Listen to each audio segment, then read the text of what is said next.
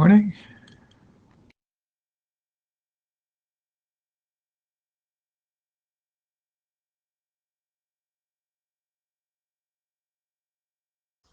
Hello.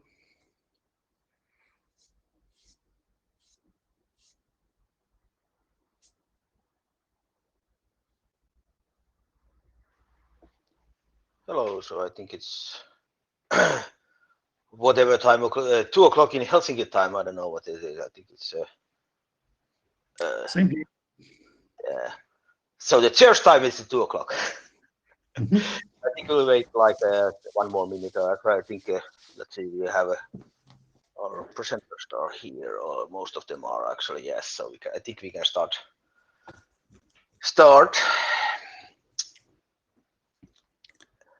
All right, so let's see. So this is the IETF 110 meeting somewhere in the world, sometime. And this is the first session of the IETF 110. This IPsec maintenance and IP security maintenance and extensions working group. And if you are in wrong room, you can go now out, like everybody normally goes. This time, noticing, oh, I'm reading email in wrong room. So let's see. So let's start with. Okay, I skipped over note well. So this is the note well. I guess everybody has seen this a few times already, and this is the first time you are seeing it. This time this IETF, but it's the same text, hasn't changed. At least I haven't changed the text in the slides, so if it's wrong, it's still wrong. Okay, so we don't have a blue street. We are taking the minutes, the attendance in the, I think it gets filled in by automatically by the data tracker or something like that. We want to have a note takers. There is already pre-filled stuff in the Etherpad now. It's com ID now. Code ID now. And Michael already said that he would be willing to work as a note taker, but it would be useful to have somebody else also. Any volunteers?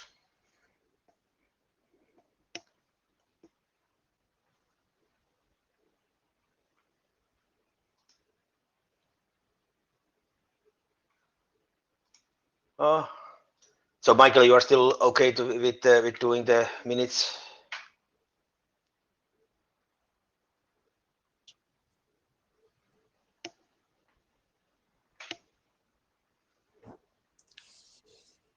Yes, I'm okay doing it. All right, good. Okay, so I will try to follow the Jabber also, and I think we already have one of the Jabbers, scribes trying to help if there's something in there. All right. There isn't the Meet Echo link, which you are probably aware of if you are already here. And so let's see, let's go forward. So we have quite a lot of items in the agenda this week, but most of them are very short, just a status update or something like that. So we have a document status, then we have work items, which covers the group key management and the IPTFS stuff, both the base and the young document.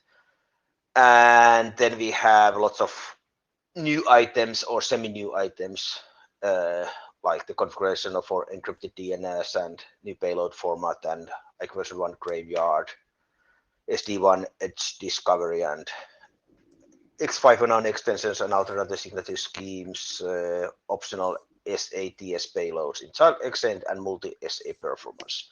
Any comments on the agenda?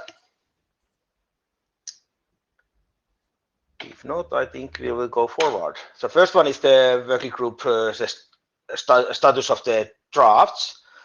So we published the IPv6, IPv4 codes as an RFC 8983. We have two documents that are now in, I think it actually passed last call now, the IC version 2 intermediate, which didn't get any comments during the last call, and then we have an IPTFS which had some comments, and we are going to have some update on IPTFS later. Then we have the young IPTFS stuff that was just adopted as a working group document. Then we have GIC version 2 that I think is ready for the working group last call, and I think we should be starting. It hasn't been receiving that many reviews, but I think if we start a working group last call, we hopefully get some reviews. And it's an old document. It has been having lots of, and we have a presentation of that also. Yeah. Then we have IETF 2 multiple key exchanges and labeled IPsec and the RFC 8229 bis. Some of those actually, I think the multiple key exchange is also something that is ready for the last call. But all right, so for the labeled IPsec, there's a Paul can say a couple of words about this. So go ahead, Paul. I think we can. Okay, test 1, 2, 3. Everybody can hear me? Yeah. Okay, great. So just on labeled IPsec, there hasn't really been a change in the draft. We've been doing some implementation with the Linux kernel using the SE Linux security module as the secure label provider. It's been really it's been like non-standardized technology in IETF1 and in the Linux kernel for like over 10 years. And so we're just standardizing this use for IETF2. And so we've done quite some work on it, but most of this work is now happening on the SE Linux specific parts. So I think as a document, it's really just ready for last call. I don't think there's any open issues or any small issues left. The only thing we could talk about, because we had quite some problems with the SE Linux implementation, is that should we add something as an appendix, or I think what might be a better idea is actually do a different document with the SE Linux implementation so that we can document that. But so maybe that should be a separate draft.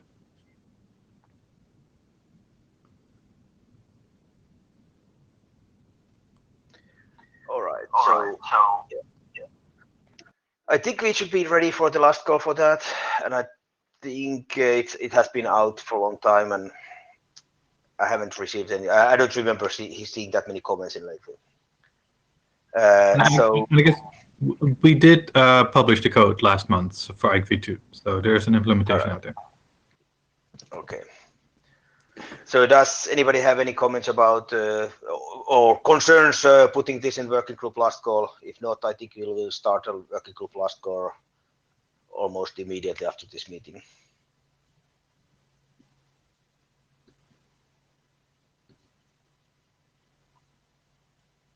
If not, I think we will just. I think we will start a working group last call soon. Tero, after you've got a resolution on that, there was a question from Lou about the previous slide and whether this one. There we go. Draft IETF Ipsecme IPTFS. He was asking. Which one? I guess third item down. I guess. Yeah, that's actually wrong. Yeah, I cut and pasted it from the previous slides, previous meeting, and then it was still hops. Yeah. Okay. I forgot to change that. Thanks. Yeah. Okay. All right. So then that's about the labeled IPsec. I think we'll start a working group last go of that. And then we go to the presentations.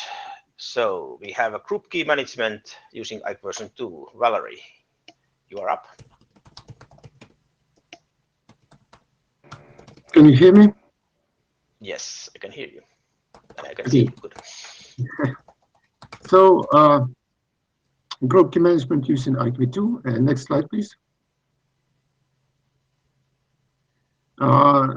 First of all, it's just a reminder what it is about and where it is used, and about securing IP multicast. And multicast applications usually have at least one sender and many receivers, and it takes advantage of multicast routing, which delivers packet to multiple recipients, so that all these recipients share one SA. So they share the same key. So this requires some architecture to distribute these shared keys between this recipient. So usually this architecture consists of group controller key server and a single group controller key server, which generates and distributes keys, and some group members. And group members first create a unicast IETF SA to group controller key server, and after that, group controller key server distribute key material, and then it can rekey using either unicast or multicast. So next, please. So recently, a new application for this protocol appeared. It's a distribution of group keys in IEEE 802.15. So 802.15.9 specifies IETF as one of key management protocols for 802.15.4. And the first, as far as I understand, the current standard for 802.15.9 from 2015, that group key distribution out of scope, but the current draft 05 version of this standard, it specifies this IETF is used for group key distribution. So it uses GSA inventory key exchange over unicast SA, and it allows to distribute, to provide, to convey group keys to members of 802.15.4 networks. So, and SPI field in GSA payload is used very specially to, and it specifies the type of group key to which is distributed. So it's a new application for this protocol, a new emerging application. So the next, please. So then about the document status. The document has been in development for several years, so for a very long time. And a few implementations of early draft version exist that are incompatible with the current draft. It was adopted, has been adopted by Ipsecme working group in 2019. And version 01 from July 2020, it was a major rewrite of the early document, early version. And since then, a new version appeared. It was a minor update. And what I'm worrying about is the lack of reviews. Because from our point of view, the draft looks mature, but we are worried that the document hasn't received as many reviews as it should due to its complexity and its very deep integration into the IETF. So the next, please. So it's an outline of the major right changes, just to let you know what was changed. So compared with the previous version of this draft. First, the policy representation is changed. Before, it was like IETF1 style, mostly using attributes. If you remember IETF1, all the algorithms were specified as attributes, and the set of these attributes specified a policy. Now it's more like IETF2 style, using transforms. And attributes are still used for some variables that are not enumeration, like initial message ID values that can be changed over time. Then that's the convention. The other thing that is followed from the first bullet is the format of GSA and KD below changed. And group key representation is changed. Before, group key was transferred in clear inside key distribution payload. And now all key are encrypted inside KD payload, either using SKD draft key or using another group key. The reason, the rationale for this is that now IETF implementation itself doesn't see keys in clear. So the key is that they can be stored somewhere in hardware security module, and even if you hack the diamond, the IKE diamond, you still don't access to the keys because keys are encrypted, even inside IKE messages. I think that it's a major change. Then another change that logical key hierarchy, key distribution algorithm is now integrated into the core GIQ2. Before it was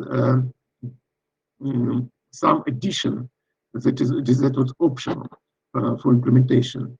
Now the protocol is changed in such a way that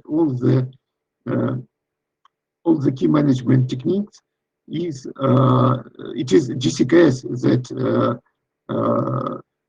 implements all the key management techniques, and for group member it doesn't matter which technique is used. Either it's logical key hierarchy or just distribution keys without this hierarchy. So I think it's also a major change. Next, please. So the IANA considerations are written. Now it's more an extension of IQ2, so that all registries that are concerned with GIQ2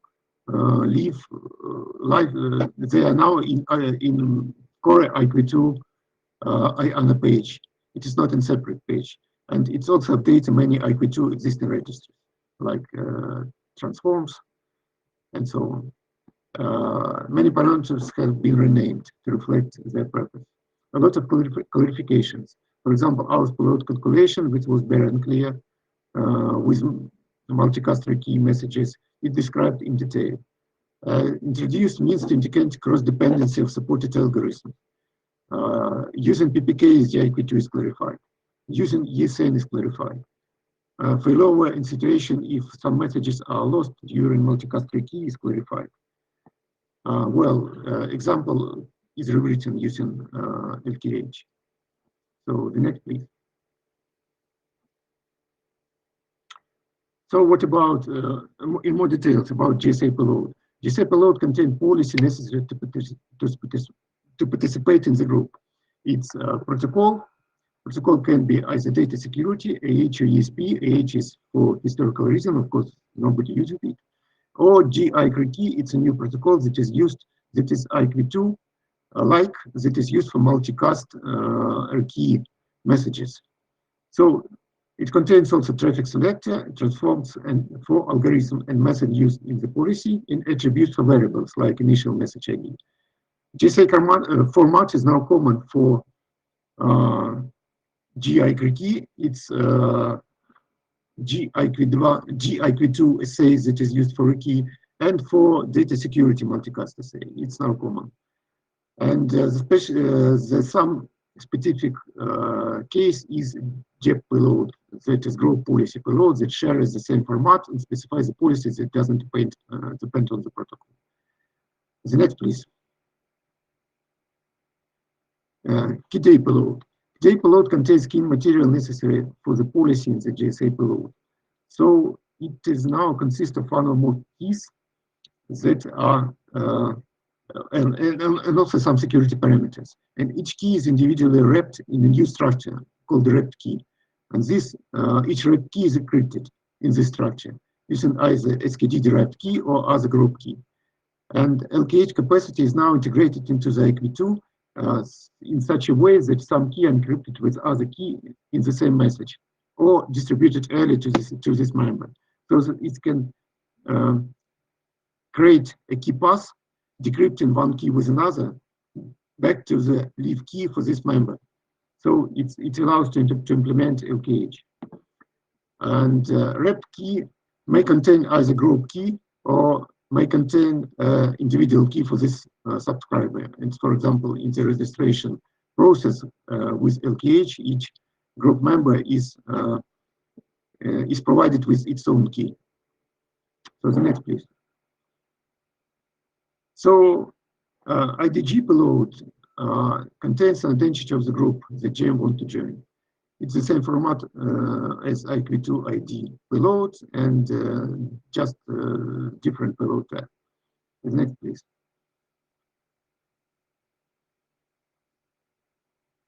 And we also reuse some IQ2 payloads, sometimes with slightly different semantics. So SAG, it's a payload which specifies which transforms are supported with algorithm and transforms are supported by a group member. So that GCKS knows that which policy is applicable for this, can be applied for this group member. It has the same format as IQ2 payload, but slightly different semantics, which allow to specify current dependence of algorithm in GIQ2 and data security assay. And delete payload is also reused, and it also has slightly different semantics because it allows to specify a zero protocol, which means that delete everything, every assay that you have. And next, please. So we also have new notifications. Invalid group ID, authorization failed, registration failed. Sender, its status notifies that specifies that group member is willing to send data. So a special semantics is used in this case because it must be provided with a separate prefix for counter mode algorithms, so that several sender doesn't have the same count as for counter mode algorithm. And the key is needed is it's a new notifies it added in 0.1 version. It is used with PPK to let GCKS know the GM that it must rekey before some sensitive information is sent over this assay. Because as we know, PPK doesn't provide ICSA security against quantum computers until it is rekeyed. So the next, please. So we also use some IQ2 notification like use transport mode, but it has slightly different semantics because multiple disidentification may be included. It specifies that a particular data security assay must be created in transport mode because several assay can be created at the same time if they're interdependent, for say AH and DSP. Next, please. So it was very quick and probably not very good presentation, but my goal was to attract your attention to this document because it badly needs reviews. And I think that it is, until we have more reviews, I think that it is a bit earlier for the working group last call, because after major rewrite, we received 0 reviews. I'm worried about it. Please review because it is an important document, and please comment because it was major changes and we need your opinion. So thank you. All right, so I would also really like to get some people to actually review this. I'm actually trying to review it myself also soon. I haven't actually been able to do that. Is there anybody else who would be willing to review it, like Paul or somebody else or Michael who actually makes some stuff on IPsec and so on? Yeah, I will review it. Okay, good.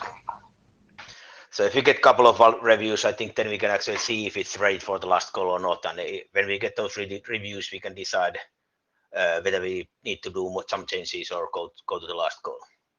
Some of these are also a little bit outside the scope of our, expertise, like the multicast stuff. So we might actually get more comments on the IETF last call than working group last call. Or might get some comments anyways. Anyway, okay, thank you for that. Then I think we will go next. The next presentation is IPTFS base draft. Christian, are you there? Okay. See. Okay.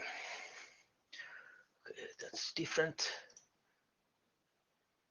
aspect ratios. So we need to scale down the windows. Okay, go ahead. I will send the audio. Yes. Is the audio? Yeah, okay, it looks like it's working. Okay, hi everybody. This is an update on the IP traffic flow security draft, which entered last call, working group last call we ran recently. Next slide, please. These are the updates since 109. 109 we actually were working on 03, so we've been through a couple of versions since then. The big news, I guess, is that we cleared the transport area review. That was really good. That was the one I was afraid of.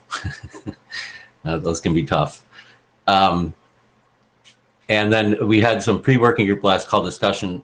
Valerie, we talked with Valerie about making the draft a little bit more generic in its naming, since people had sort of identified that they might want to use this outside of IPTFS.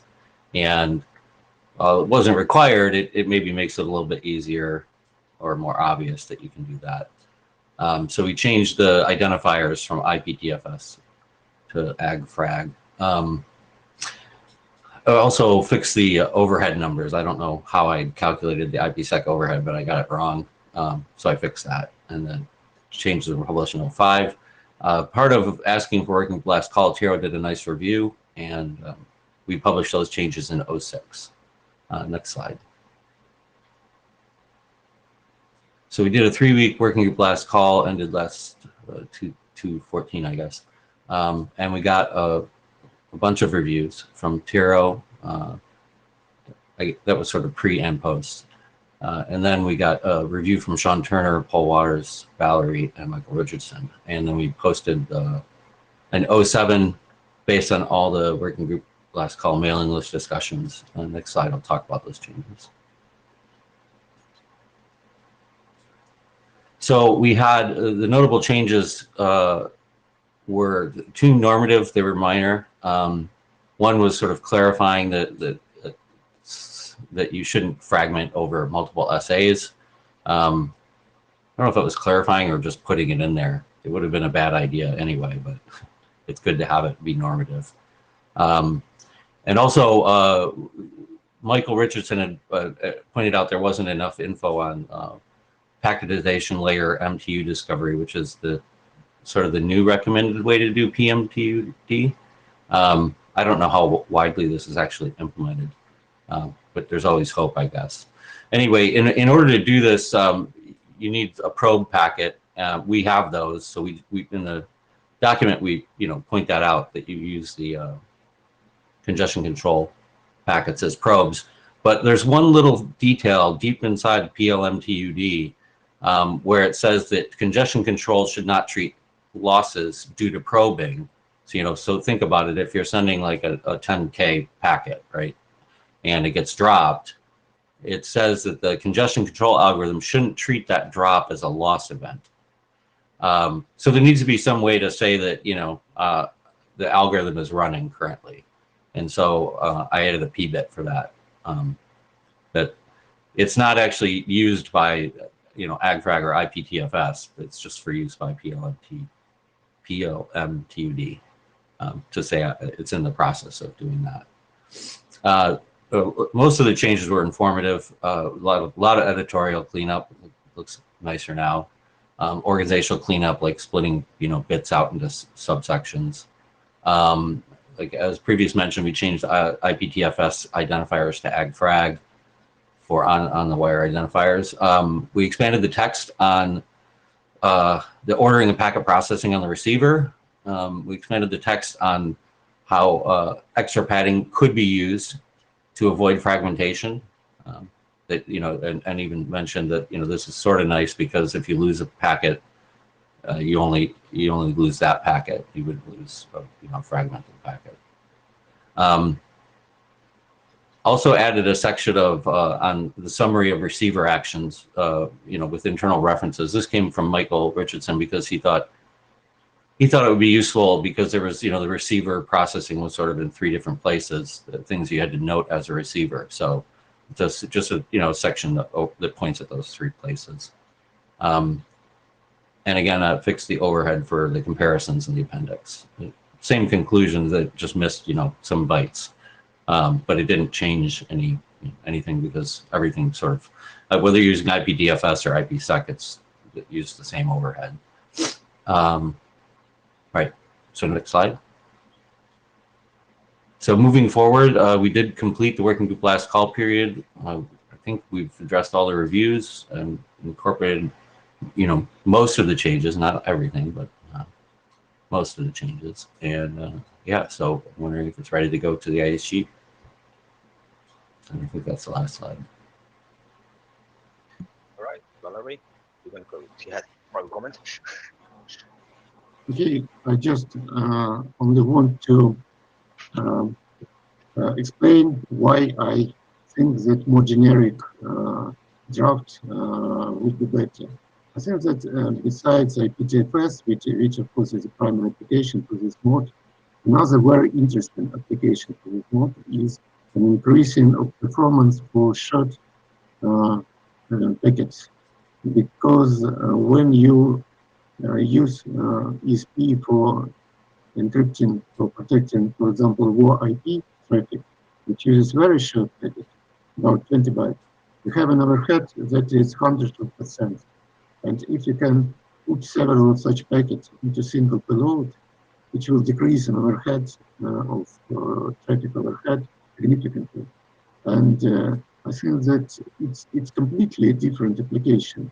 And if, for example, somebody decided to write a draft that explains how to use this mode for such application, it will refer to this existing IPTFS draft as a description of the mode, aggregation and fragmentation.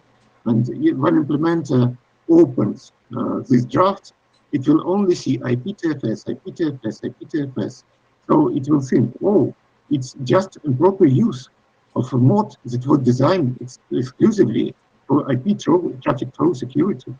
That's why I think that it's more useful to first define a mode itself, aggregation and fragmentation, and then even in the same document, just with renaming and restructuring it, and more accurately choosing words in each section, and then describe that the primary application is IP traffic flow security, but it's not the only application, and the mode is described separately as standalone, as useful by itself. That's my opinion why it is useful. So I do have a response to that. It's not that. So it isn't just an appendix use case of AgFrag, right? I mean, we have congestion control, and the reason we have congestion control, and the reason we had to go through transport area review and all of that is because of congestion control, right? And congestion control has nothing to do with AgFrag. It's IPTFS. It's because we're fire hosing, right? We're sending packets at a constant rate. I mean, there's a lot of things in here which are IPTFS, and we did take your suggestions about making it generic, including I think 3 different areas: the abstract, the informative, and even another area where we specifically say you can use this encapsulation elsewhere. But reorganizing this document to be a generic with a use case addendum is not going to help people implement IPTFS, which is the goal. It's the chartered, feature that we're trying to do here. And if somebody wants to use it to improve performance, they can write a document, an RFC, a draft that talks about that. I don't think it's going to be hard at all for an implementer. I mean, we're talking about like saying, oh, should I do this? We specifically say you can do it like 3 different places in a document. I don't think reorganizing this helps IPTFS, which is what we're trying to do, and which a lot of the document still is pertaining to, including, like I said, the congestion control section. Well, I agree that some sections of the document, like congestion control, is very specific for IPTFS. I agree. But a section of describing aggregation and fragmentation format itself, and the section describing the negotiation of this mode, and the section describing of some general ingress and egress behavior, it's not concerned with IPTFS exclusively. And what I think those sections are there. We don't call those IPTFS sections. I understand that. I think this is a minor organizational thing that will mess up the flow of the document and its stated goal. But just for something that might happen someday. I mean, let it happen someday then. Sorry. But in every paragraph of this section, it is called IPTFS. I would like to. Not in every second at every set. Just more accurate text. what I think. Well, we took your changes, right? I took your changes in the first round, and then you came back with another round where you want to reorganize the whole thing to be a different document and a different, title and a different everything. But it doesn't change a bit of the wire. It's just the structure of the document. And the same thing can be said to your comment. The bits on the wire don't change, right? But you're trying to make like some future work that doesn't even exist yet, maybe be able to be done, and we're trying to get IPTFS done. I think there's two things that it's actually sometimes it's actually very good to have a separate, like we see with then AUX or intermediate or something like that. It started inside one of the drafts. Then we realized that it's actually going to be useful for other things, and I think actually now we already have some other uses for that. And separating it out as a completely separate, protocol entity is making it easier to understand and also to easier to implement, because actually one of the things, one of the problems with IPTFS is that it has been usually the problem, because you have been able to do similar type of things earlier, but usually people have been, hesitant to do that, because actually the IPTFS parts, they actually sending the constant bitrate of things is something that is very difficult to configure and causes all kind of weird things. And I think it's much easier to actually do the other parts of the, the aggregation and something. So actually, if you think about somebody only implementing the receiving end of this, because in some cases where you have to have a client, you have to have a server doing both of these. And I think if you have a very clear way to say that, okay, this is the receiving end, they don't need to care about sending packets at a constant rate. They just need to be able to understand what they get from the other end. And then if we have a very clear, that's why one of the reasons I think there was people commenting that we need to have a receiver, section separately, so that somebody can only implement the receiver end, because they don't care about the actual. But we don't allow that. But Tero, you specifically wouldn't. Like you fought back at me against allowing unidirectional in ICE. Yeah, right? but I mean, it's completely much easier. That's why it's much easier. No, we don't. We allow them to be able to send IPTFS frames in both directions. You don't have to send them in constant rate in both directions. That's true.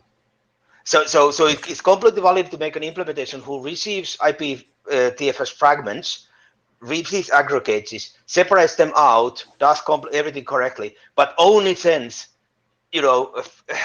fragments that don't say constant size fragments. Yeah, don't aggregate, don't fragment them ever, because he thinks that that's too much of work for him. And nothing in this document makes that hard. That's what I don't understand. No, I think Valerie's point was that if you actually make it so that we actually make it a little bit more generic, that would be easier to implement in the receiver end. And it's already got a summary section on the receiver, right? And it's very simple. I think that Valerie is looking to change this document into a generic encapsulation, and I think that's fine if that's what the working group wants to do. If they want to walk away from IPTFS and start working on a generic encapsulation draft. No, I don't think people want to walk away to IPTFS. I think they want to be able to see that it's written in a way. I don't think it's actually going to be just annex. It's going to be like we have a wire format first, and then we have the how to use that wire format. And the wire format includes congestion control, which is IPTFS related.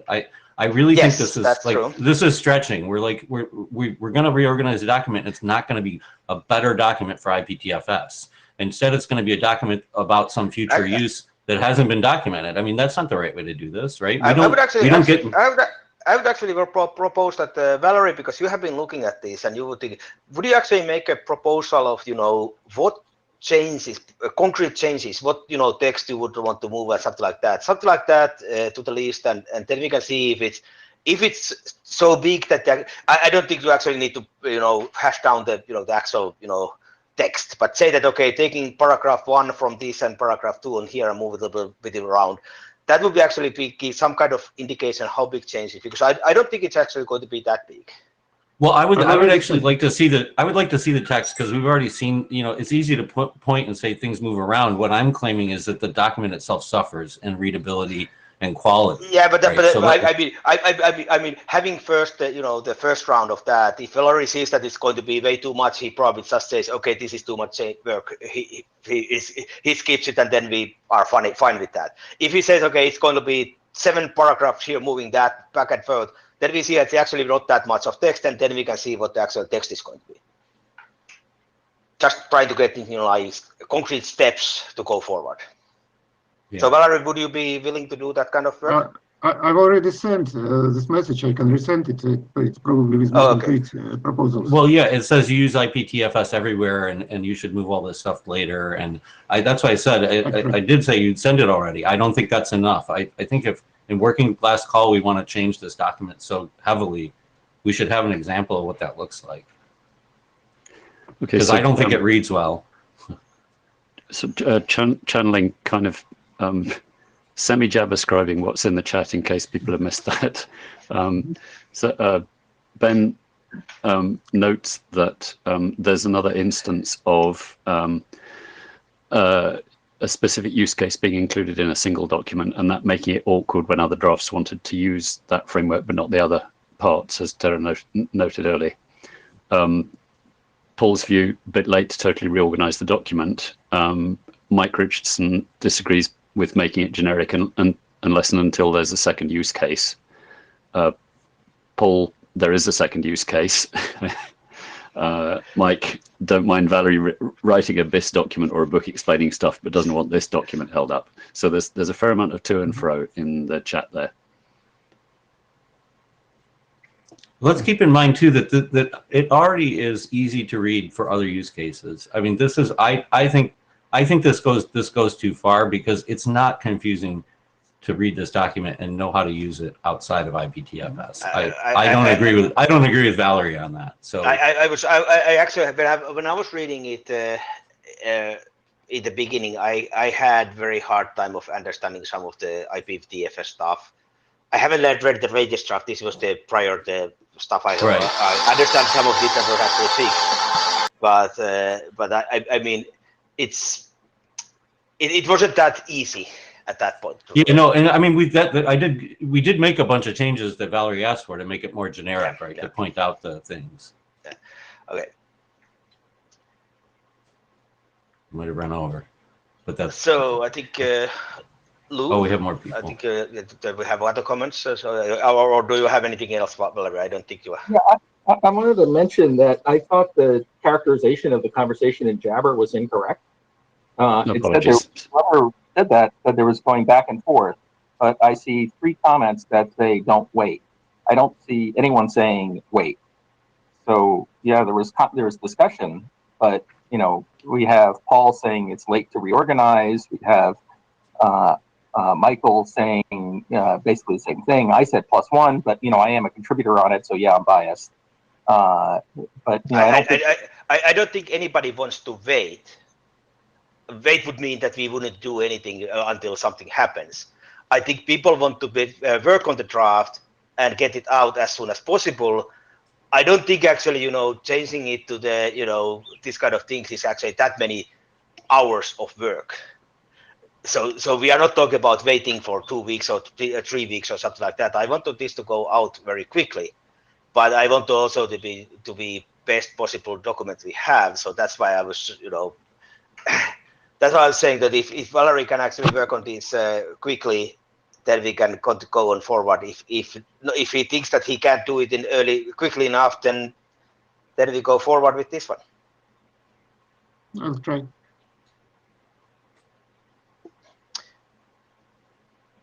Thank you, Lou, and apologies. There were indeed several comments in favour of not delaying this further. There's also a further comment from Mike Richardson. Mike, if you have audio, could you possibly expand that? Because Mike's comment is it's a PS. When the second use case comes along, restructure it for IS. So it's a proposed standard. I'm not sure if I'm being heard. It's a proposed yes, you standard. are. Proposed standard, not postscript.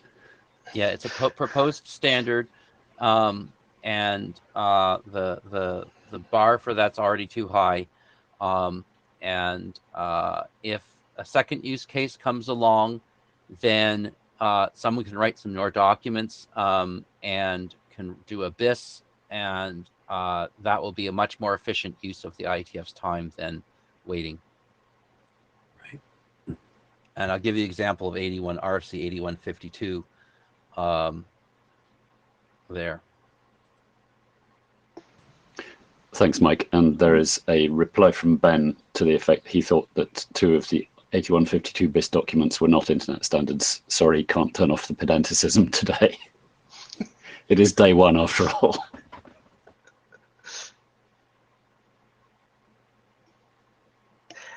All right, so my proposal is to wait for, not wait. Valerie working on this to get the concrete proposal. What would be the changes to be done to the draft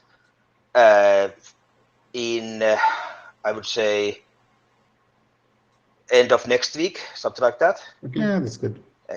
And then I would actually also, because before we go forward, we need to have other things going on, which we will start simultaneously going on, which will be delaying something work for us anyway. We have some works to do with authors and so on, so we will work on that at the same time simultaneously. So this shouldn't be delaying anything of this going forward. I don't think it's actually going to change any of the Shepherd write-up or anything like that, regardless what we do with this actual text. Mm-hmm. All right, so just one other thing. When people come to the mic and, well, they don't come to the mic, but when they open the mic and talk, please state your name, because later when you watch YouTube recordings, you can't tell who's talking. You don't see who's talking, so please state your name as if we were in a physical meeting. Thank you. That was a good comment. I should have remembered to say that myself. I should have said my name also at some point. So that was Tero Kivinen talking. All right. Anything else on this topic or any other comments? All right. Yeah, Tero, one technical update. One participant reported that the audio streaming feed wasn't working. So I've opened a ticket for it and I've had a response. They have identified the source of the problem, and it's only affecting Ipsecme. Sorry about that. They are working to fix it before the end of this session for us. The audio stream wasn't secure enough. Yeah, they should have using Ipsecme. The question there is, of course, that hopefully it's still going to be recorded, and I don't think that many people are using the direct audio stream as long as the meet echo works, and if it's going to be recorded correctly, that's good enough. They can always check it out later. And okay, so any other things about this topic? If not, I think we move forward, which was actually questions and comments, and then we have the management, young adoption and update, new SNMP draft stuff. This is it still Christian or something else? Somebody else? Okay, so all right, good. Go ahead and say just for when I need to go forward with the slides. Okay, can you hear me? Can you hear me? Yes, I can hear you. You probably didn't see so in Tom. Hi, Don Fedick here, Lab N Consulting. So this is the Yang model for IP traffic set flow security. Next slide, please.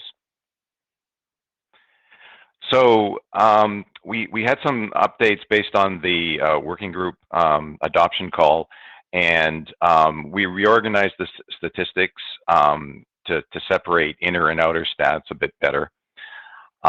We added a max aggregation time as a control option, and we're built on top of the Yang for I2NSF, which is a complete IPsec Yang for Ike and Ikeless and stuff like that. So because we're built on top of that and we're augmenting it, if they change any names and stuff like that, the test files that we have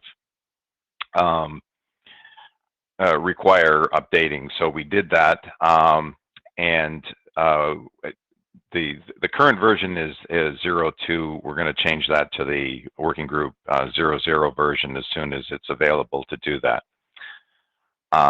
Next chart. So this is just a snapshot of the tree for the Ike version. The Ikeless version is very similar. It's just in a slightly different place. Sorry, it's a bit of a eye chart test, but it just shows the organization of the management parameters and the readout of those on the left side, and then the statistics. So there's some generic IPsec statistics at the top, and then the inner packet and outer packet statistics. Next chart.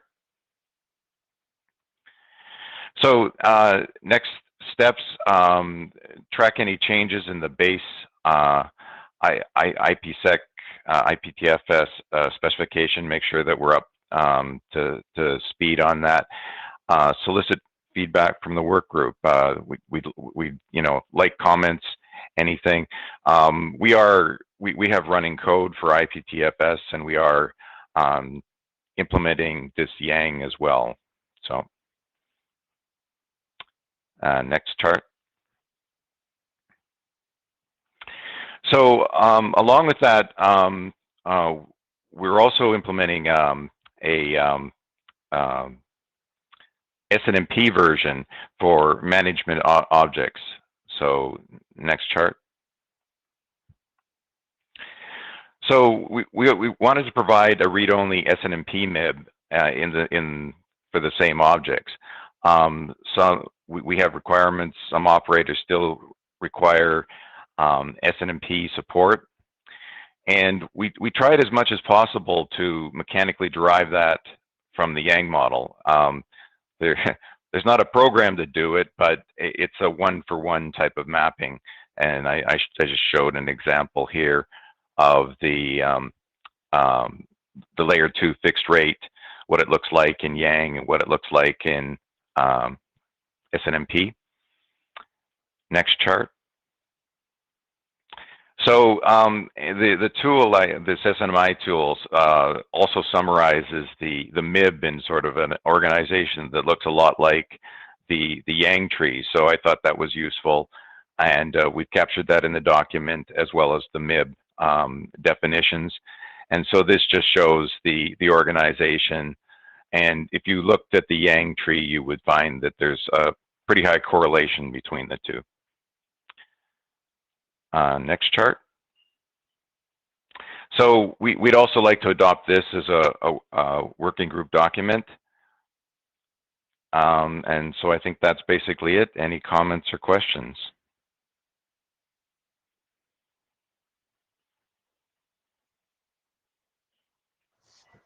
Well, Yoav Nira is speaking with no hats, well, maybe the I2NSF chair hat. You mentioned the SDN IPsec flow thing. So that just passed the ISG. It's approved. It's still a revised ID needed, but this should no longer be a moving target. So supposed to be staying from now on. Thank you. Mike Richardson has a question in the chat. Will this be Ipsecme's first Yang document?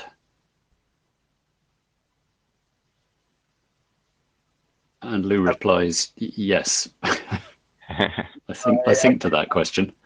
I think we have seen other Yang documents before. We have never published any. I think we have seen a couple of management, documents coming and going, and usually they just come and people are interested on them. Then people are realizing that they can't really use them that much, and then they go away. But hopefully, this would be the first one that's actually going to be used and published as an RFC.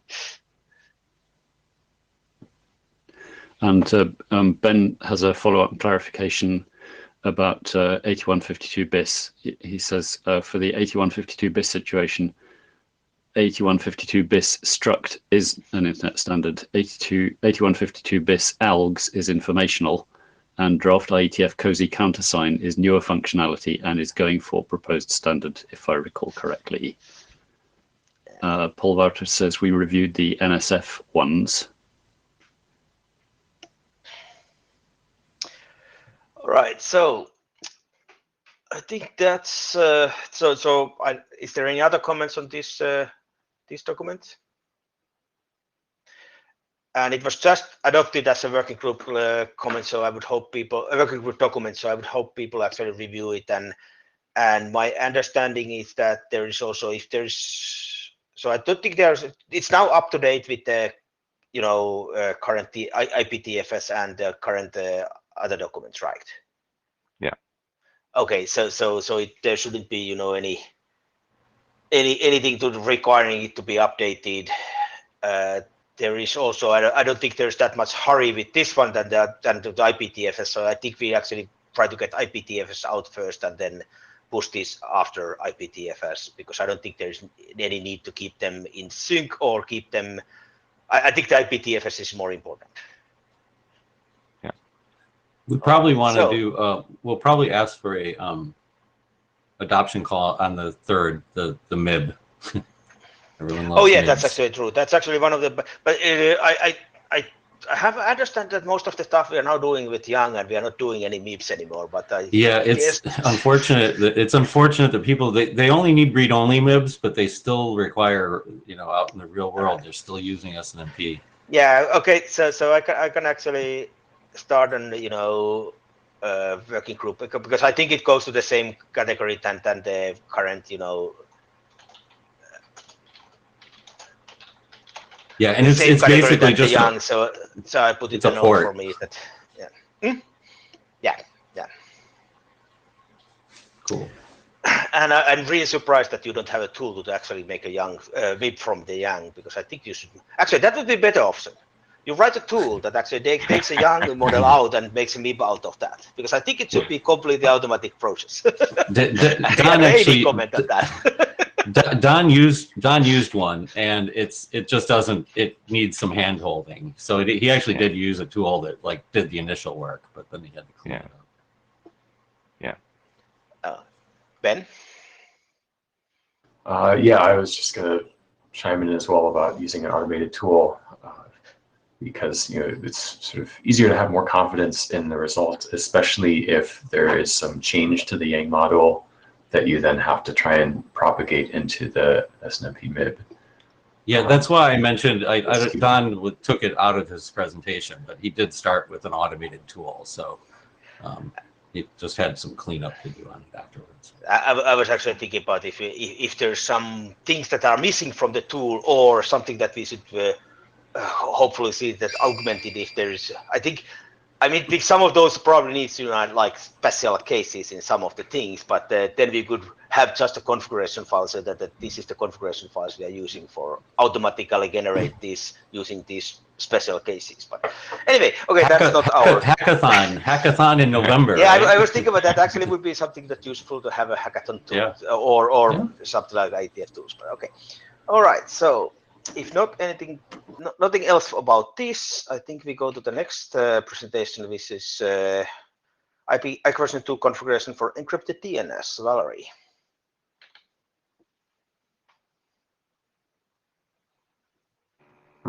Hi, Valery Smyslov, LS+.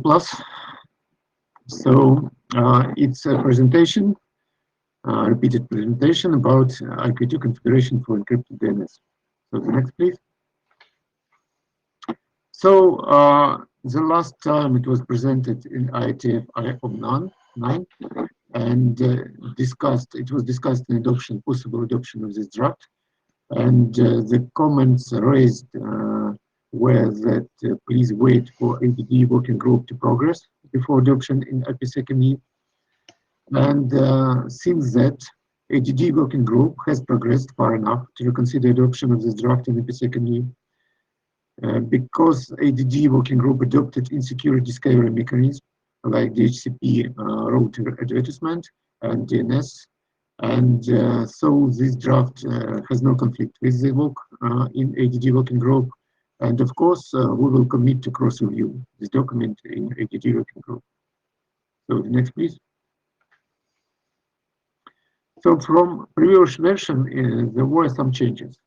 First, a new attribute was introduced, and DNS URI template. it is used for transferring overwriting blades for DNS over HTTPS.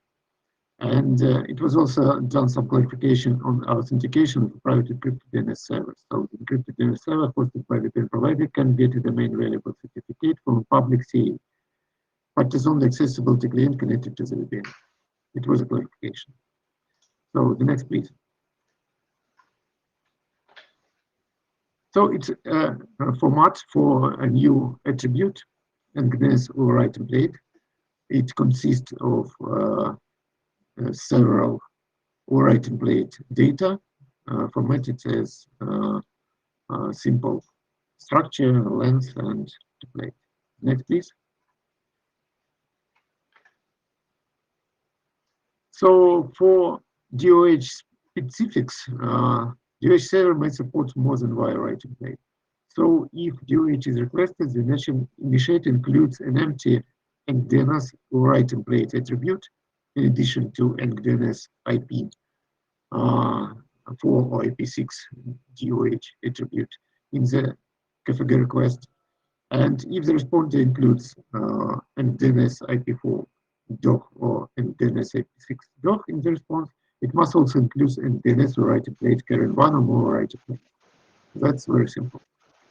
And this mechanism avoids the need to rely on insecure discovery mechanism like DCP or rotated advertisement and on DNS over port 53, which requires additional RTT, and it is not always secure since DNSSEC is not mandatory. It's described in draft Schwartz SHTP DNS 01. So the next, please. So that's all, and I also think that we can reconsider adoption of this document in Ipsecme group.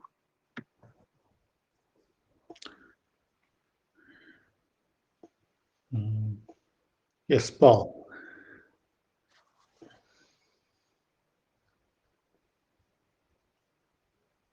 No audio. Paul. I can't hear you. Paul, we are not hearing you. That's very strange. Now we can hear you. Hello? Yes, now we can hear you. Okay, very strange. Okay. So I read the document, and I find that it's mixing up provisioning and IKE protocol. Like with IKE protocol, you hand out information from the server, you have a client-server trust relationship, and that's how you authenticate the information. And what this does is like somewhere in between provisioning, where you don't hard code the DNS servers in the provisioning profile, you allow them to be specified in IKE, but then all of the authentication of them is left out of the document, is not mentioned in the security considerations how that works. And it even says scary things like, oh, you might authenticate the TLS server of the DNS server over web PKI using a public certificate from the internet that the server got previously. And I find that really scary. I would really want to see a way where the IKE server can convey the certificate used to authenticate the DNS server if the DNS server is using the certificate. Because we are IKE, we are the authoritative source of information for these things. And so sourcing that out to somewhere on the world or like let's encrypt seems like a dangerous proposition to make. I also have some minor things, but that I'll bring those to the list. But my big concern is that you really need to be able to have this as a standalone system where you can send a certificate along with the specification of the DO or DOT or servers.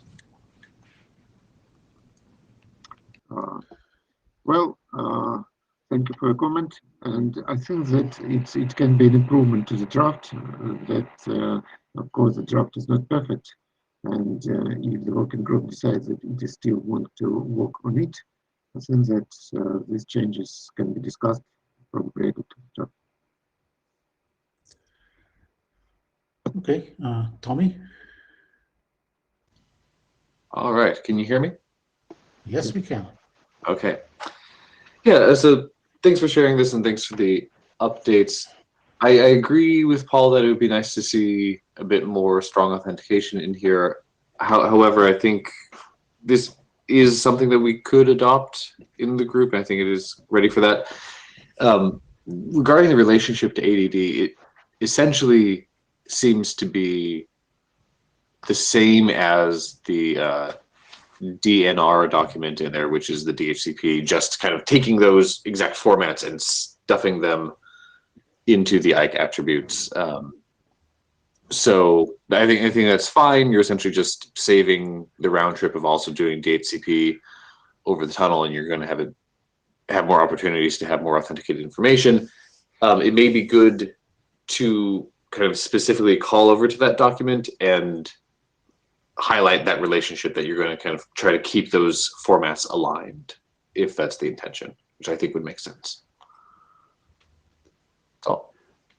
Okay. A couple of comments from the chat. Mohammed Bukader responding to Paul's concerns that these are the kind of things that can be worked out when adopted. And then Scott Fleur, again replying to Paul, how you get a certificate is not security important, it's how to verify the cert. And then Mohammed just concurring with Tommy's comment. Right. Okay, Michael. Hi. So I had read the document, I think, previous Rev, and I followed a lot of the ADD stuff, even though it's a lot of noise. I don't feel that ADD has progressed far enough for us to reasonably say, answer any of Paul's questions, for instance. And I think that working group is actively trying to do that problem. So the things that Paul said he felt were scary, yeah, it would be completely scary if you were doing them with just this document and no other context whatsoever. So I don't actually think we should adopt this document. I actually think that ADD should adopt this document and we should review it. Because I really think that the question, as was said in chat, about how do you verify these certificates and what do they mean, that's really what ADD is really in some sense trying to solve. And so whatever solution they come up with, this document would need to be in synchronous with.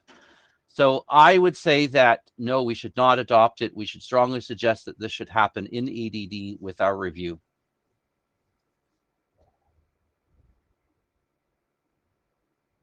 Well, I think that the document is one kind of cross-area document that is always difficult to decide which area it must be adopted in.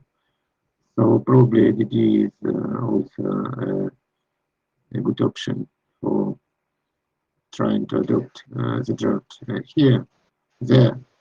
But as far as I remember, the last time we tried to present it, well, it was I think it was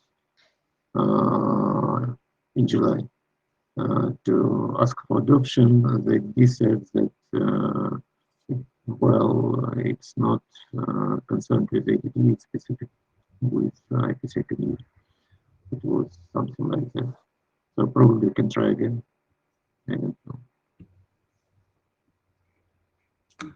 I think we generally try to avoid having other working groups defining IKE payloads, but I guess if something's really different about this one, it makes more sense that they'll tell us what the content should be, and then we do the formatting, because documents usually do the formatting.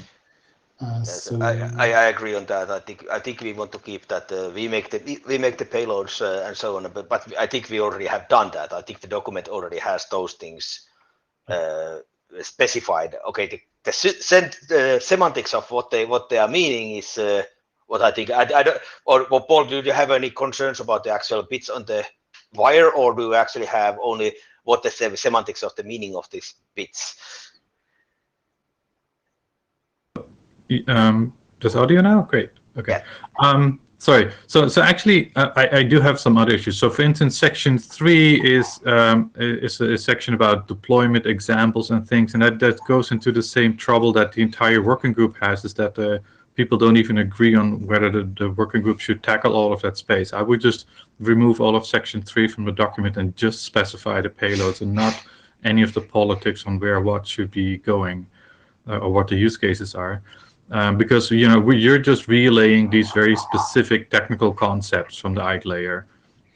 But the other thing I wanted to clarify is, like, I spent a lot of time with Tommy on the split DNS RFC, because the TLS working group and the Web PKI people were really concerned about the change of trust anchors when you redirect the DNSSEC server to something under your control. And this document is actually doing that. And the phrasing around split DNS is also kind of dangerous. Like, if I set up a split DNS, then can I get Google.com's, DNSSEC trust anchors and do other things? There's a serious security consideration section that should be written there, and it should be reviewed by the Web PKI people again, just like they did for the split DNS RFC. And I think the security considerations right now is just a really bad placeholder.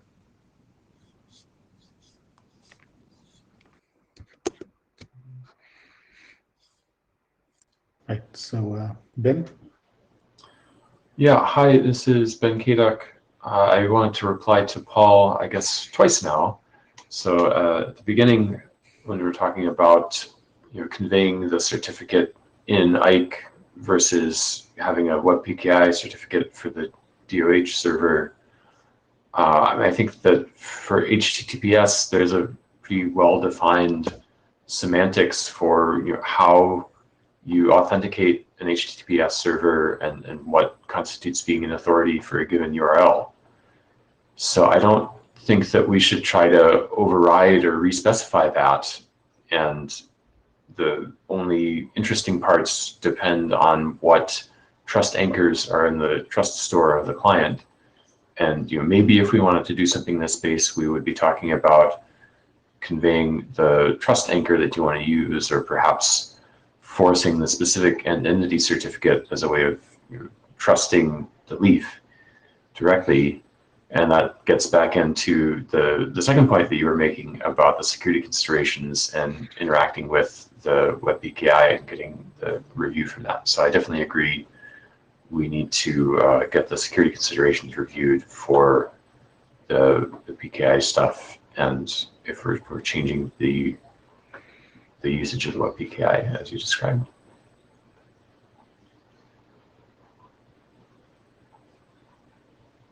All right, so I think we have to be going forward on this bit soon.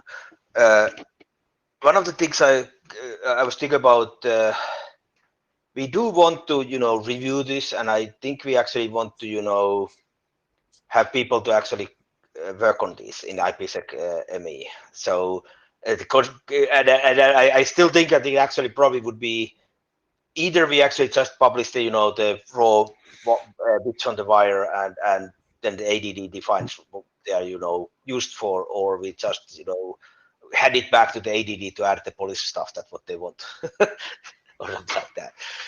But I don't think we can actually so I would actually want people to actually review this document anyway and get more comments on it, and then we can actually start thinking about whether it should be adopted here and where it should be actually published, because I think there actually we can work on this in a working group and then hand it over to the to the ADD working group also.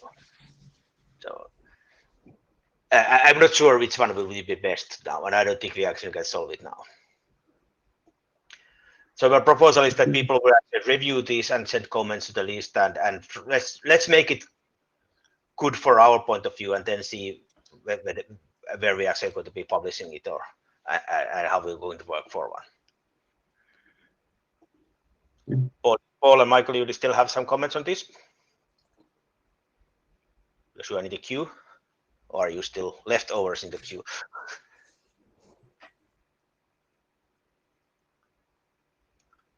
still had a comment that I mostly agreed with Paul, that I thought that the document, if it's going to say go into the policy, then it needs to be an ADD. If you want to rip out on just do protocols, if we really feel strongly that only the Ipsecme working group could possibly publish the bits on the wire, then fine. In which case, the document says too much, but will probably then fail a security review when it doesn't have the rest of the content in it. So I guess your plan is a good one, that we should do more work, but I just think that we're going to get nowhere until ADD actually gives us a document to point at for the rest of it. I agree on that I don't think we can actually publish this before the ADD decides things, but we can work on it and we can make it so that actually is, as I said, we want to be able to be, check out all the bits that we are putting in Ike version 2. I don't necessarily require them to be published in Ipsecme. I want to have us to have a proper review on that, and I want to have that review done. We can do that review before the ADD gets its work done.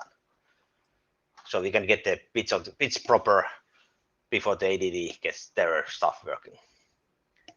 All right, so if nothing else, I think we go to the next one, which is Valerie with the new payload format for Ike version 2. Well, it's me again, Valery Smyslov, LS+, and I want to tell a little bit about a possible new format for IQ2 payload. Next, please. So, what problems do we have with current formats? I think there are at least two things that make it not very good for some application. First, it contains a lot of redundancy, and many payloads contains a lot of zeros, and length always occupies 2 octets, but while most payloads are short, and most parameters occupy 2 bytes, and we actually allocate less than 256 values and a lot of reserved fields. So this is just an example from Wireshark. So of a say payload. Payload size is 48 bytes, and 24 of them, exactly 50%, are zeros. And next, please. So the other problem is that payload length occupies exactly 2 bytes. So payload size is limited to 64 kilobytes. And there's no problem with message itself, because in IKEDA there are 4 bytes for length, it's up to 4 gigabytes, but each individual payload cannot exceed 64 kilobytes in length. So next, please. So what do we have with all this? If we make payload smaller, then it would decrease power and network bandwidth for IoT devices, which is very precious for them.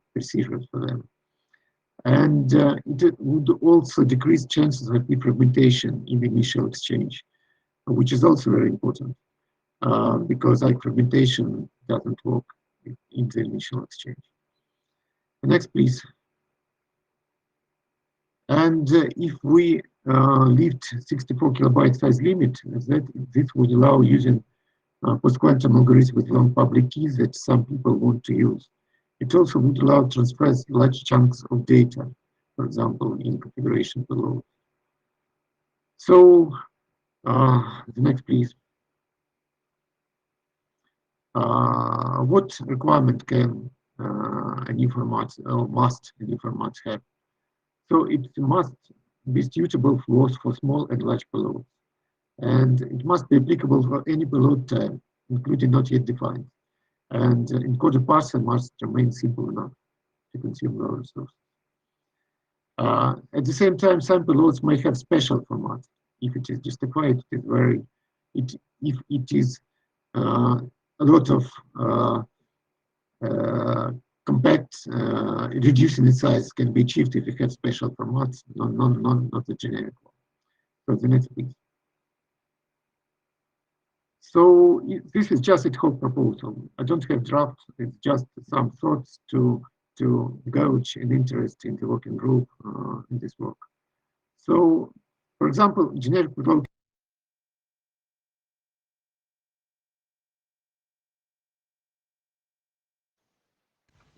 Okay, we seem to have lost Valerie. Yep, I think so. Okay, I think he is still a participant. I don't know if what happened to him. Oh, now it's coming back. Somehow I was, it was some strange. I was kicked off from the from the microphone. They were talking. They've noticed you were talking too much. Go on. Well, okay. So just repeat. This is a proposal, ad hoc proposal. I don't have a draft. It's just some thoughts. So it is possible to have three possible formats for generic payload header. For small payloads with up to 64 bytes in length. For medium-sized payload up to 8 kilobytes, sorry, and for large payloads up to 512 megabytes. I think we may should or even should get rid of all reserved fields because we never use them. We can revise existing payload header to reduce their size. Also remove unnecessary fields when they duplicate each other. And we can define special formats for some payloads. To my mind, it comes an SA payload and an empty status notified. It is very, very often used. And next, please. This is just a top proposal for new generic payload header. So we can leave a critical bit and use the next 2 bits to indicate the length of payload of the field payload length. So in this format, the payload length field can have a length of either 6 bits, 13 bits, or 29 bits for large payloads, depending on the prevalent bits. Next, please. We can revise an existing payload headers. For example, for key exchange, identification, authentication, configuration payload, we can remove reserved fields. For notify payload, we can remove SPI size because it depends on protocol ID. It can be deducted from it. For delete, we can remove SPI size either, and we can remove number of SPI field because it can be deducted from payload length. For traffic selector, we can remove reserved field and remove number of TS because it can also be deducted from payload length. Next, please. So we can define a special format for 2 payloads. It's inspired by my draft that is rather old, and I was presented it so long ago. So for say payload, we can define a special format that can reduce its size very significantly. And we can also define a special format for notify payload with that contains an empty no data, so empty notify payloads with status type notification. It can be also decreased in size very, very significantly. So next, please. This is an example of a say payload format that can have a special format. If the current say payload in this example has a length of 48 bytes, a special format only 11 lengths in bytes. It's with exactly the same semantics. And next, please.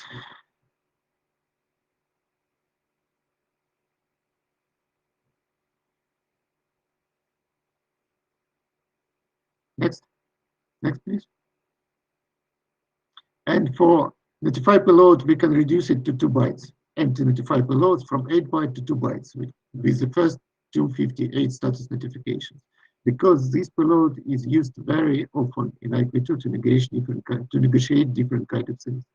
It will also significantly decrease the size of the message. So the next, please. How this can be negotiated? I think there are 3 options. First, we can define new major IQ version. I don't think where it is good or bad, but it will allow to negotiate a new format because the old responders will return a valid major version. We can define new type of initial exchange. For example, old IQSA And of course, all responders will return invalid syntax that will allow the initiator to either reinitiate with the old format or stop talking with this responder. Or either we can include, we can define a new critical payload in the IKSA init, followed by payloads in new format. So since payloads are parsed one by one, and once a responder encounters a critical payload that it doesn't understand, it will return and support a critical payload. And it doesn't mean, it doesn't matter if it can't pass the rest of the message. So there are three options at least. So the next, please. So discussion. We don't need to assign new payload types except for special format assay. We can reuse the existing payload types if it is clear in the context that the new format must apply. For example, if equation is changed.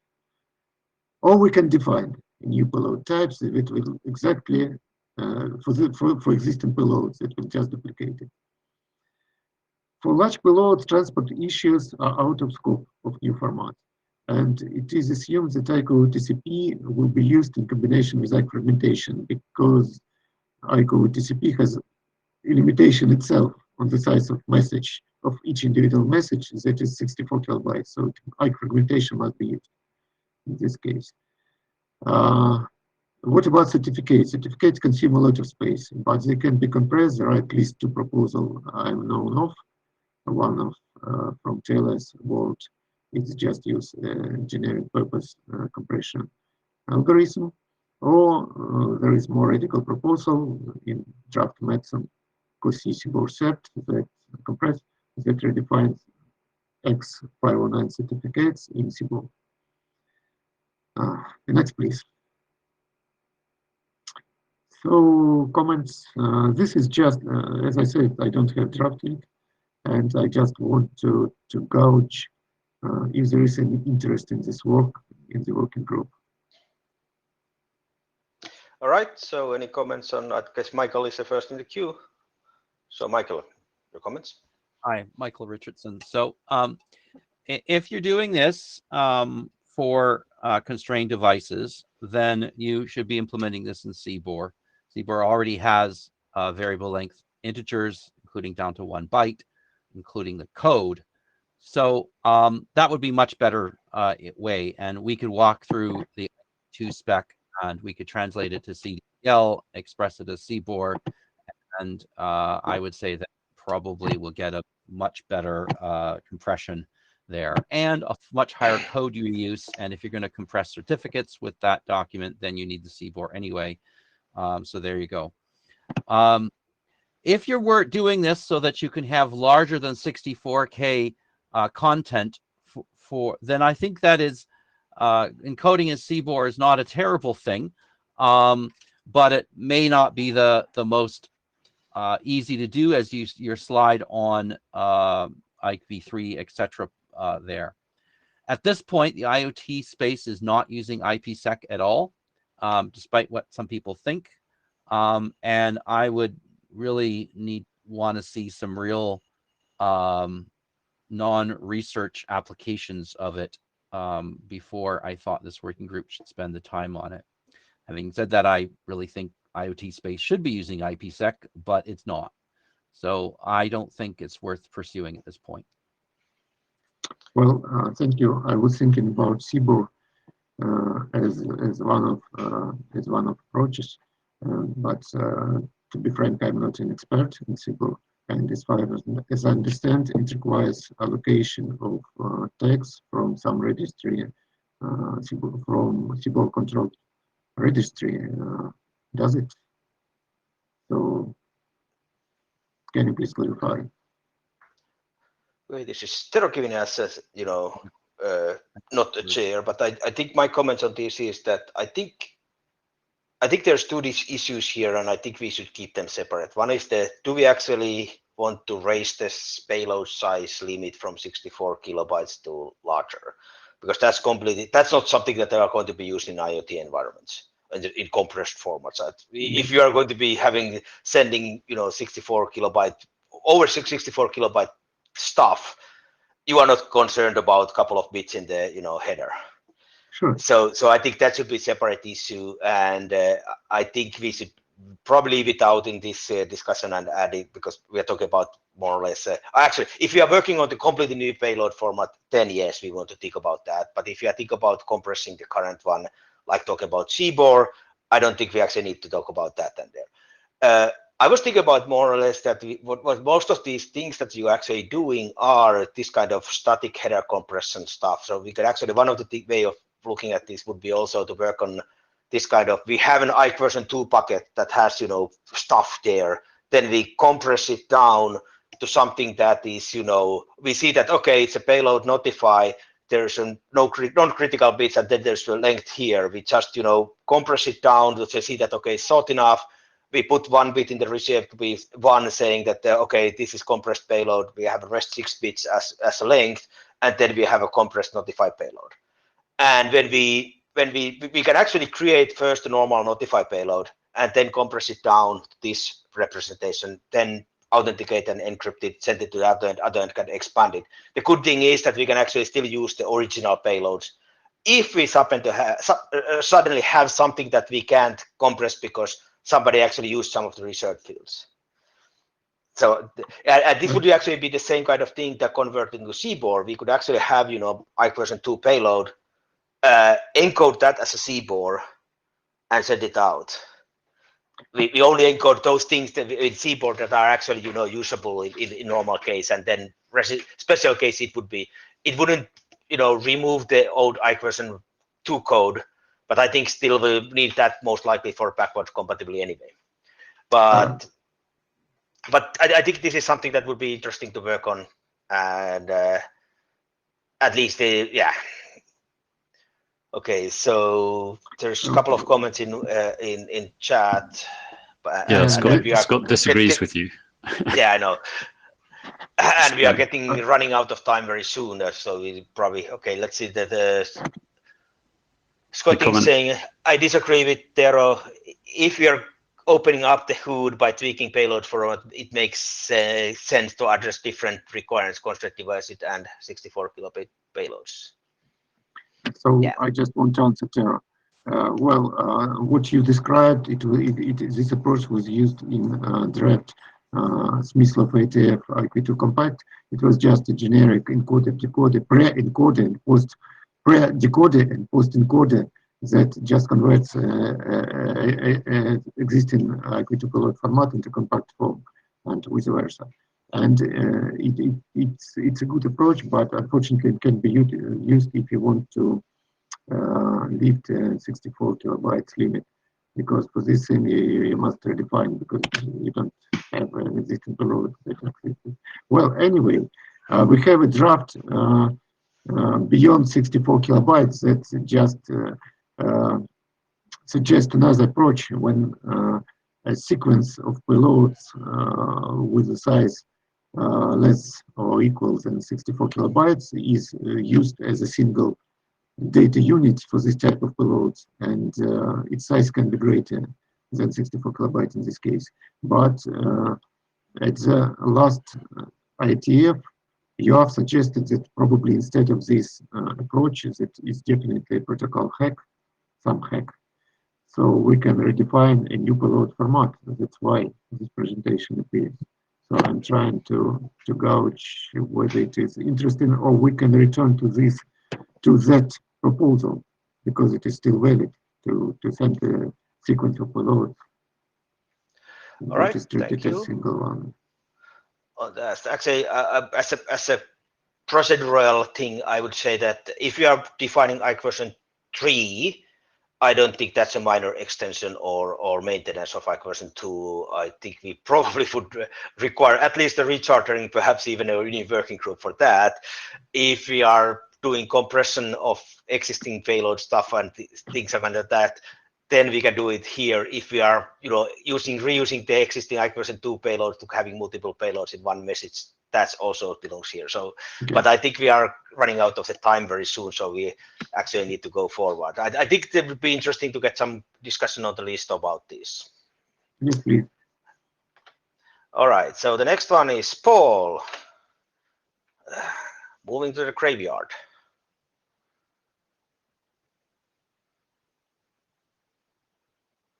We are not hearing you. Unmute yourself. Now I can hear something, I think. Strange. The video audio combination. Now we can hear you. Okay, so next slide. So this slide has been sort of drifting in between what to do and fallen in administrative cracks. Basically, I've just bumped the document to prevent it from dying. And I just wanted to reiterate that the only thing this document does is create, and I think it's the most important thing, create IANA status columns for all the IANA registries so that we can add things like deprecated there with a link to the RFC. And then formally closes, IKV1 registries, remind people IKV1 is historic, and tells implementers to stop implementing IKV1. I think even if we decide not to do this because people go like, well, we're not the internet police, and if people only use IKV1, then go ahead.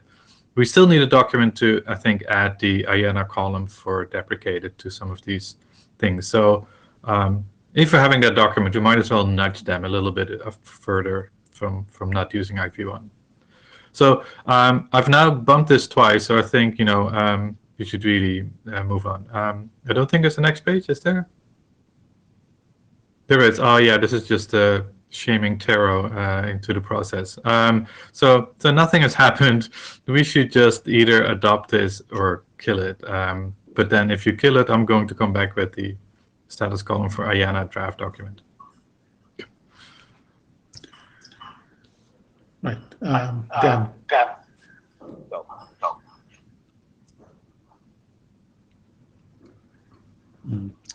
Okay, can you hear me? Yes, we can. Okay, great. My name is Dan Harkins.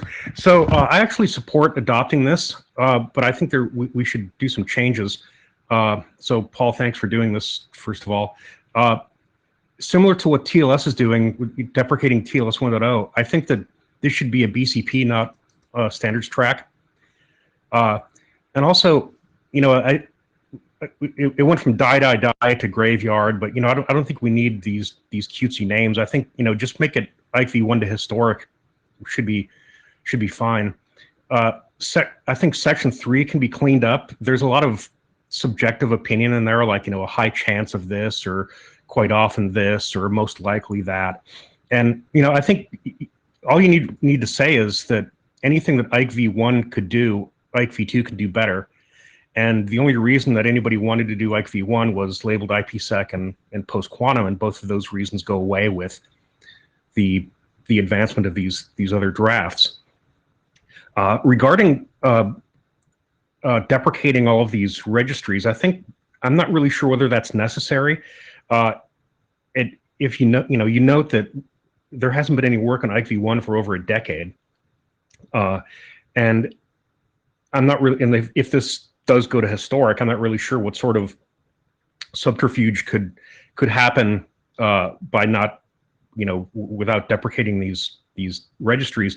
But the reason I'm cautioning on this is because other organizations are using at least one part of the IKV1 registry, and I think before we just go deprecate everything, I think it should be we really need a good reason why. My final comment is, you mentioned that one of the reasons not to use IKV1 is because it uses, quote, very weak groups 2 and 5, but then you don't go and deprecate them. All you're deprecating is 1 and 22. So is the reason why you don't want to deprecate these very weak groups as well? So the reason they're not deprecated here is that we have another cycle of documents for that. So we've got like RFC 8223 and 8247 that are specifically about ESP and IKE algorithms and deprecating those.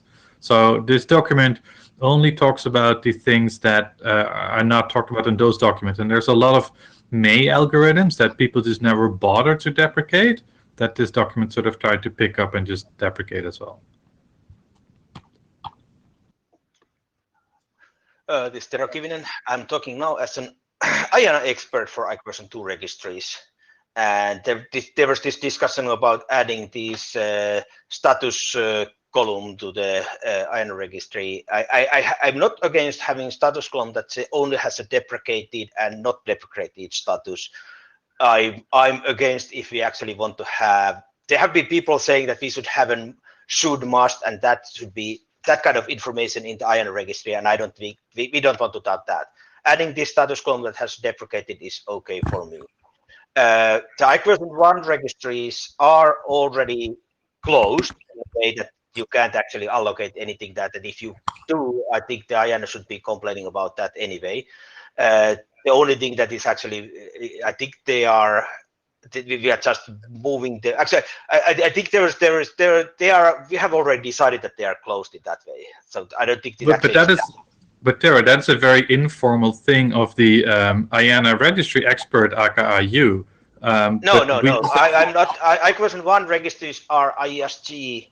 They are standard document required to update them. They are not expert review. Oh, okay. So, but I think that there is already decision not to add anything there, and moving them to close it doesn't change anything. They still stay there. External documents can still refer to them.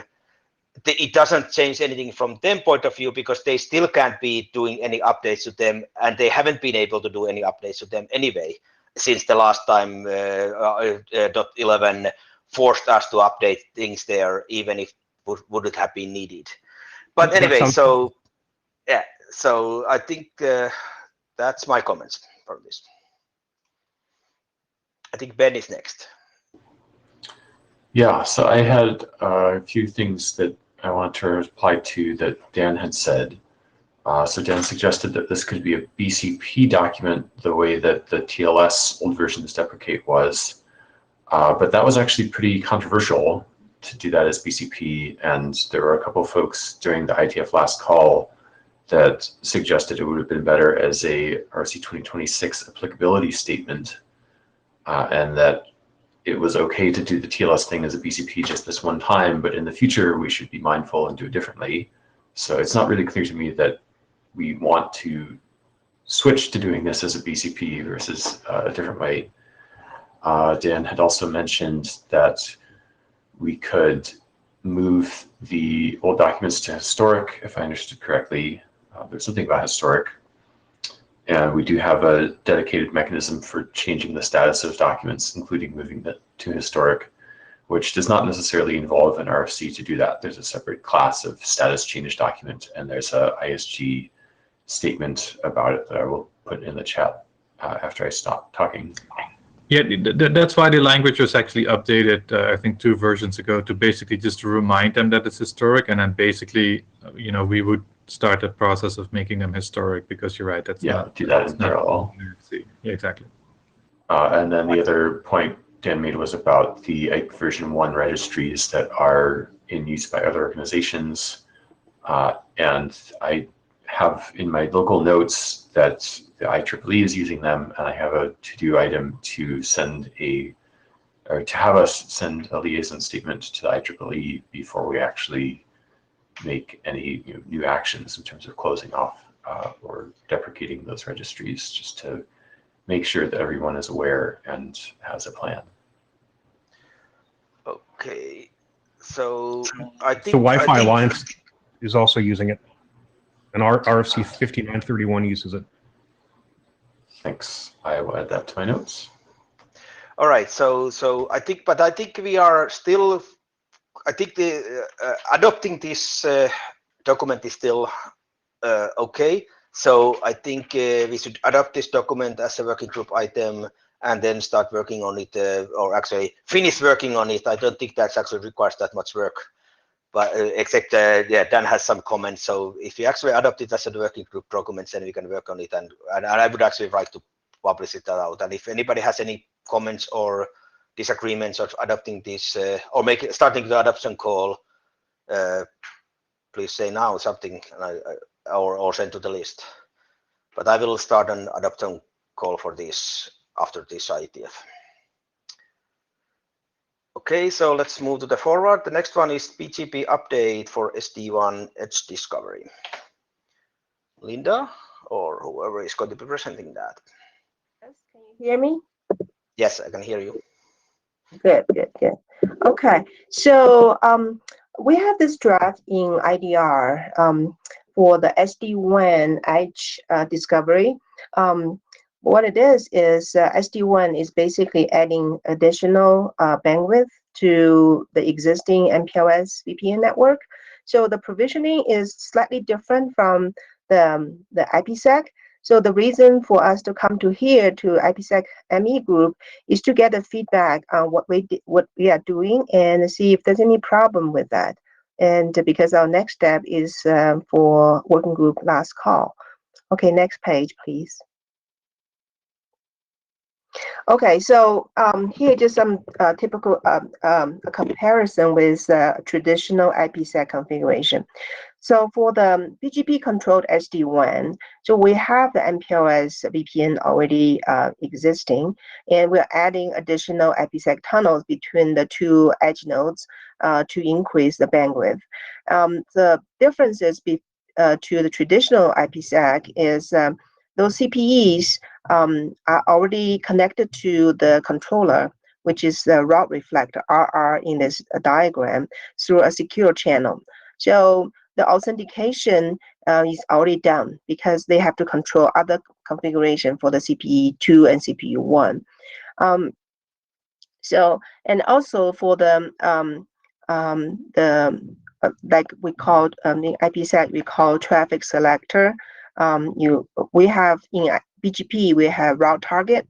With route target, you can import a particular VIF or export VIF, and so that your routes can be allowed to talk or not allowed to talk. And all those policies are implemented through the client VRF. And so with this, you can scale better with large number of nodes. So this is just compare with the traditional IPsec. Next page, please. So here we put a table here. I want to get your feedback. The highlight yellow means the BGP controlled SD-WAN for the IPsec parameter exchange can be optimized in the BGP controlled SD-WAN environment. The gray part is the same as IPsec traditional configuration, especially for the authenticate peers. The controller actually has the total saying, a total control on which node can this particular node can communicate with, and the communication is already authenticated. And for the remote peer address configuration, that is also controlled by the route reflector. The policy is in the controller, not on the node themselves. The gray part, the IKv2 proposal, the transform set, those are the same. Even with BGP, we have to exchange them through the messaging. For the client discovery, the prefix discovery, like when you have multiple client prefix attached to the edge node, in the IPsec, you run routing protocol in each of the tunnels. In BGP update, BGP update itself will advertise the client attached to the particular node and also associate tunnels. So here the last one is the access list or traffic selector is achieved by the BGP route target, import and export route target. Next page, please. Okay, so here's just explanation on how this client traffic are exchanged. So in BGP, we have those recursive update.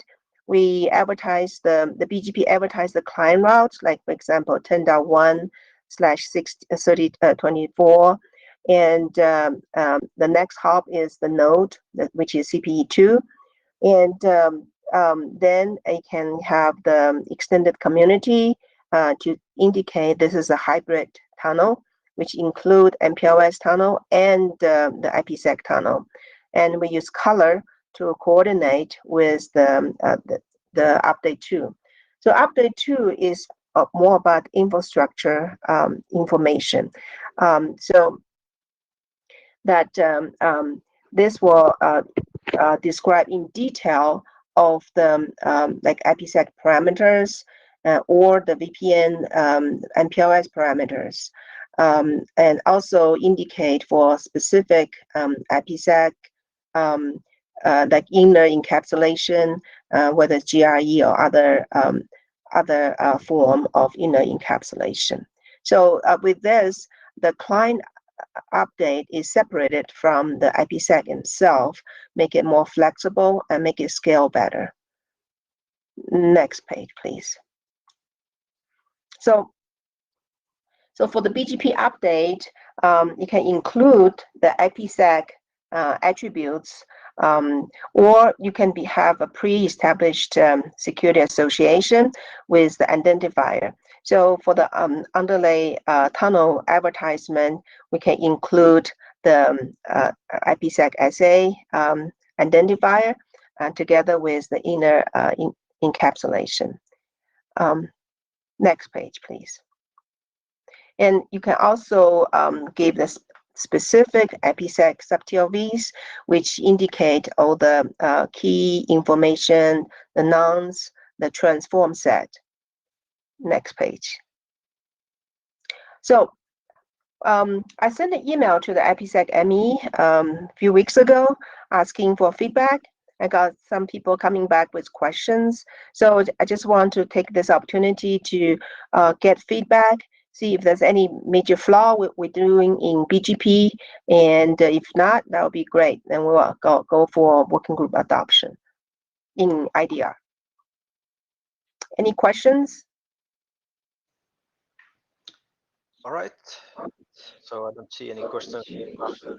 Running out of time. So the three sessions are only a couple of minutes each. So try to be very fast. Okay. Next one. Go ahead. Yeah. Hi, everybody. Can you hear me? Yes. Okay, great. Yeah, this is Leonie Bruckert from ZQNet. I'd like to raise the topic of alternative signatures in IETF. Next slide, please. So the ISO X509 standard defines 3 extensions: subject alt public key info, alt signature algorithm, and alt signature value. They allow for introduction of an alternative algorithm into certificates. And they, if this extension is present and the application are upgraded, the alternative algorithm is used instead of the native fields. So if you think of post-quantum cryptography, so you choose a post-quantum signature scheme as an alternative algorithm, then this would mean that only the post-quantum signature will be verified. So POC is not fully trusted at the moment. Standardization will take some time. So it may be a good idea to use a hybrid mode. So yeah, of course, this alternative extension allows for a smooth migration from one algorithm to another and is not limited to post-quantum cryptography. But yeah, in case you want to use post-quantum cryptography early, it may be a good idea to use yeah, a hybrid solution, such as it's done with hybrid key exchange. Yeah, so the first question to the working group is, has anyone already thought about how this alternative signature extension can be integrated in IKE? And the second question is, yeah, I know some people that would prefer a hybrid solution. So I'd like to hear your feedback. Do you think that we need a hybrid solution for signatures? All right. So I think we are now so much out of time that I don't think we're actually going to get the comments on here. I think we want to discuss this in LAMPS or some other working group, because I don't think it's actually related to, we actually just use the certificates as X509 gives them to us, or PKIX or whatever. Yes, Ben, do you have some comments? Benke, jumping in as the area director, there's been some discussion already in the LAMPS working group about post-quantum crypto and the potential for doing hybrid and what the hybrid would actually look like. So I think that may be best to try and consolidate the IETF discussions of that in LAMPS, and that would also give it the opportunity to sort of align what we do for X509 and PKIX in general in the IETF, because I think, as you note, there is some stuff in the ISO X509 that's not really in the RFC 5280 that we tend to use in the IETF. So that would be my suggestion, is to talk about it in LAMPS. All right, so there is a couple of comments in the Jabber about this, but I think we'll skip them now and go to the next presentation, which is Paul. You get 5 minutes for your 2 5-minute sessions. So try to compress them in 2.5 minutes each. Okay, test. Okay.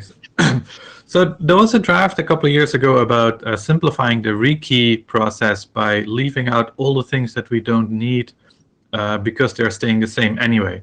So this draft originally didn't see much adoption because there was some IPR confusion. That has been resolved now, so there's no problems with IPR, and I think it's a good draft to have. It will also, Valerie will be happy to know, greatly reduce the number of bytes sent during rekey, because you're basically skipping the entire SA payload, all the algorithm negotiation parts. They're all, you don't send them, you just send a new notify saying, same as before, here's the new SPI, or here's the old SPI, continue. So next page. So the way they do it is they send a new notify, minimal rekey supported, and then during the rekey you can omit the SA and or TS payloads and then send a unchanged message with the SPI. And everything else is the same as before. And then next slide. And the changes I think that are still needed for this document. It says that you could change your algorithms, which I don't think is allowed, so I don't think we should have that text. There's some text that said what to deal with if your ACLs change to sort of fall back to the old system, but I think that should be simplified by, well, if your configuration changed and you reload it from disk, you should just delete all your essays and start from scratch like we normally do.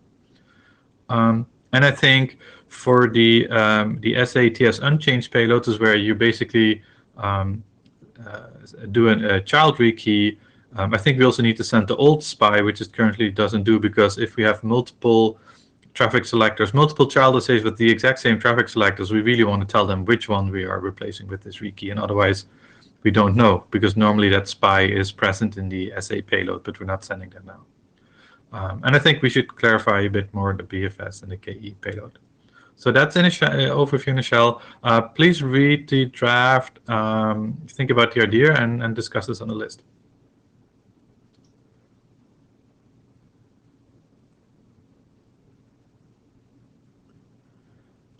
And then the very last quick overview, we've done some more work on the multiple SA performance issue draft. So we have new code, so we've updated code, so please pull it down if you want to look at it. So again, it's for installing multiple IPsec assays, 1 per CPU or 1 per quality of service. There's 2 notify payloads for that, the QInfo one and the numQ one. One tells you how many you want, and the other tells you a bit information about each one of them, so you can distinguish them. Next slide. So this is the performance increase we see. Like, it basically linearly scales with the CPUs. Just a reminder. So next slide. So the changes we made, the numQs now only has 1 value. We found that negotiating minimum maximum leads to too many corner cases where things get confusing. So we just take one number, the preferred number, and people can take the largest of the 2 if it's not insane and outside of their DDoS protection things. We also added a signaling possibility for the CPU identifier. Initially we didn't have them, but our experience has shown that if you start rekeying things, it's really useful to know which one goes where, or where it relates to, so that you can better match them. And we did a bunch of readability improvements, some language changing. So again, we would like people to read it and give us feedback and run our code, and then maybe we will all get consensus. And that's it. Oh, okay. Yeah. That's basically it. Like actually, one thing. If you go one slide back, sorry, there's one important thing I want to mention. The problem is that the RSS on network cards for ESP is rarely supported, and so we're kind of stuck with, if we want to do this properly, we would really need to use encapsulation, like UDP encapsulation usually. The problem is, if we have multiple one of them, currently the protocol maps this all to a single port, and we really would like some way where we can map them onto different ports so that they can actually use the RSS mechanism of the NIC cards. It's currently not possible on IKE, and so we would really like some more people thinking about this problem. All right. So I would propose that next time you put the draft name, put it in so that there's an Ipsecme in the name, so it actually shows up in the automatic listing of the draft. Because now it has this pivoters at multi-essay performance, which means it doesn't show up in the list. So, but yes, people would. I would hope people would actually review this document, and you can probably send a reminder to the list and ask for reviews and so on. But I think that's actually, we are running out of time now. This was the final thing, and I don't think we have time for an open discussion anymore because we used most of that during the earlier times. So, and we know we don't allow any puppies. So I think that's it, unless somebody has some really important things before we close up. Okay, I don't hear anything, so I hope we are going to be seeing people interacting in the list and try to get things going forward. In my to-do list, I have a starting working group last call for labeled IKE version 2, do some reviews on IKE version 2, make a working group adoption call for MIP document and graveyard document. And I think that's what I'm planning to do after this meeting closes. So, Valerie, you have still something? I just want to remind that multiple key is also very. Oh, multiple key exists. Yes, good. I will put that on the list. It's very good. Yeah. All right, good. Thank you. Okay, so we will see in next IETF or in Gather Town or somewhere else. In SAG. Everybody's going to come to SAG. Yeah, everybody comes to SAG anyway. Right. Okay, thank you all. Thanks all. Bye-bye.